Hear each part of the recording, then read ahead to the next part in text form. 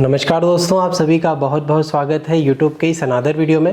दोस्तों आज हम चर्चा करने वाले हैं बरसात में हमें कैसे रहना है। यदि हम हड्डी के रोग के मरीज हैं, यदि हमें एवियन है, आर्थराइटिस है, रोमेटिज्म है, तो बरसात में हम क्या दिनचर्या अपनाएं जिससे हमें जो एवियन है, जो आर्थराइटिस है, रोमेटिज्म है, उसका दर्द कम से कम हो और हमारी बीमारी बढ़े ना। इस पर पूरा वीडियो होने वाला है। बहुत अच्छा इन्फॉर्मेटिव वीडियो है, लास्ट तक ज़रूर देखिए। यदि आपको अच्छा लगता है तो आप सब्सक्राइब कर सकते हैं, लाइक कर सकते हैं और शेयर ज़रूर करें। अधिक से अधिक लोगों को कोई भी डाउट होता है कमेंट करके पूछ सकते हैं या इंस्टाग्राम फेसबुक पर फॉलो करके मुझसे क्वेश्चंस कर सकते हैं। चलिए, सबसे पहली बात कि ऐसा कोई भी मौसम जिसमें ठंड लगे, उस सीज़न में हड्डी के रोग बढ़ते हैं, है ना। ये आपको हमेशा दिमाग में बिठाना है। जैसे सर्दियों के समय जब हमें ठंड लगती है, विंटर का समय होता है, उस समय बीमारी बढ़ती है, आपने देखा होगा, ठीक है, हमें दर्द ज़्यादा होता है। और बरसात में भी हमें ठंड लगती है क्योंकि ये ठंडा मौसम हो जाता है, बारिश गिरती है तो उससे माहौल ठंडा हो जाता है। पर इस ठंडक के साथ एक और चीज़ होती है जिसको हम बोलते हैं डैम्पनेस, ठीक है। एक सीलन टाइप का एक डैम्प वेदर हो जाता है, ठीक है।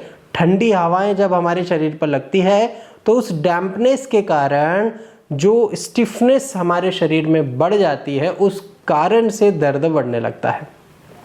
अब जब ठंड लगेगी तो मसल्स में कॉन्ट्रैक्शन होगा और कॉन्ट्रैक्शन होगा तो स्टिफनेस होगी, सीधी सी बात है। और ऐसे मौसम में अक्सर हम ज़्यादा कोई काम नहीं करते, हम अधिकतर जो है कोई फिजिकल वर्कआउट नहीं करते हैं, तो इसीलिए हमारी बॉडी भी स्टिफ होने लग जाती है धीरे धीरे, ठीक है। तो अल्टीमेटली देखा गया है कि ठंडी जितनी भी टेम्परेचर वाले वेदर्स होते हैं, बरसात और ठंड, उन समय में दर्द बढ़ने की संभावनाएं होती है। दूसरा कारण है कि जब थंडर स्टॉर्म होता है या कुछ तूफानी ठंडी हवाएं चल रही है या बिजली कड़क रही है, उस समय भी आपका दर्द बढ़ सकता है क्योंकि इन्वायरमेंटल फैक्टर भी आपके दर्द के लिए उत्तरदायी होते हैं, ठीक है। तो ये होगा। तीसरा कारण ये है कि यदि आप पानी में भीग गए, मान लो बरसात हो रही थी, मन किया चलो भीग लेते हैं यार, पहली बारिश है, ठीक है, उसमें भीग लिए तो आपकी चीज़ें बढ़ेगी।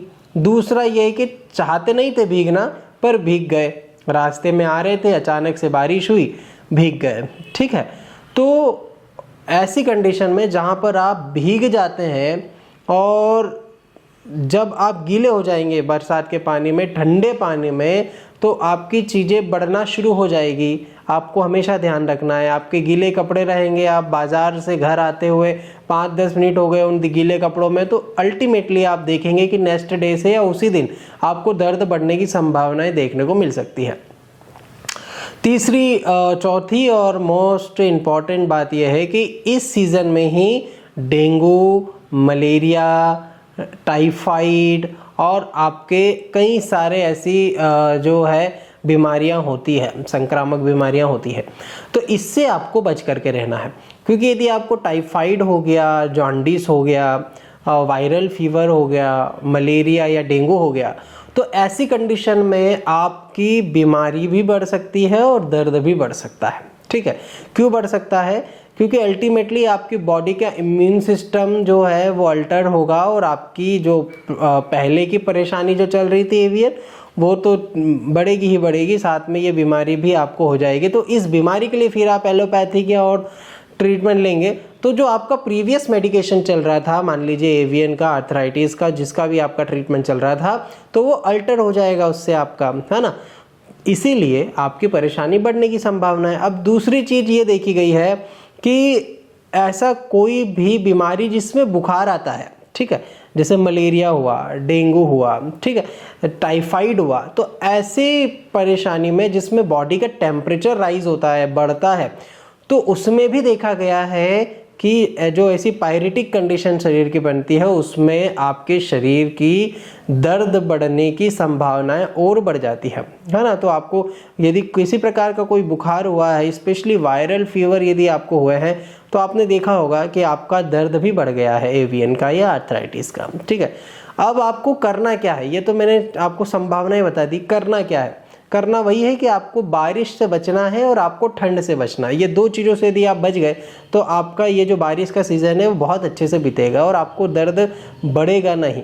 ठीक है, अब इसके लिए क्या करें, जैसे मैंने बताया बारिश से ठंड से बचना है और आपको गर्म चीज़ें पहनना है। यदि आप बाहर जा रहे हैं तो ये देखिए कि भाई बारिश हो सकती है नहीं हो सकती है, उस अनुसार आपको आपकी बंदोबस्त करके चलना है। छाता या रेनकोट आपको लेकर के चलना है।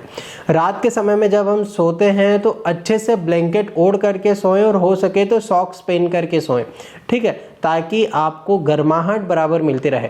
रात के समय में 12 बजे से लेकर के सुबह 6 बजे के बीच में टेम्परेचर काफ़ी नीचे चले जाता है कभी कभी, तो हम सोते रहते हैं, हमें पता नहीं होता। ठीक है, कुछ की आदत होती है ब्लैंकेट हटा देते हैं, है ना, रात में नींद में ही ब्लैंकेट हट जाता है, हमें पता नहीं होता। तो वो जो ठंडा माहौल होता है उसमें हमारी बॉडी डायरेक्ट कांटेक्ट में आ जाती है। तो आपको हमेशा ध्यान रखना है कि जो है ब्लैंकेट अच्छे से ओढ़ करके ही सोएं और सॉक्स पहन करके सोएं ताकि आपको गर्माहट बराबर मिलती रहे।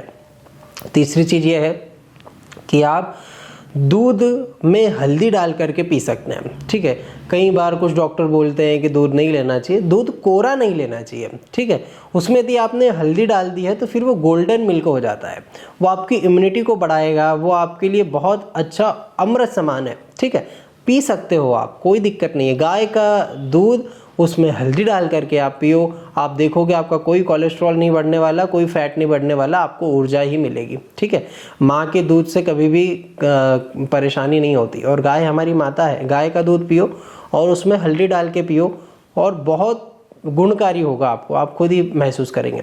एक सीड मिक्स कॉम्बिनेशन है मेरा, वो आप यूज़ कर सकते हैं। गाय के दूध में आपने हल्दी डाल दी, उसके बाद वो सीड मिक्स कॉम्बिनेशन का वीडियो आपको मिल जाएगा मेरे प्लेलिस्ट पर, जा करके आप देख लें एवीएन की। 1 चम्मच वो मिक्स डाल दीजिए सीड्स का और उसको मिला करके आप पी लीजिए। आप देखेंगे कि आपको गर्माहट महसूस होगी और आपका दर्द भी नहीं बढ़ेगा। इस प्रकार से आपको दोस्तों करना है।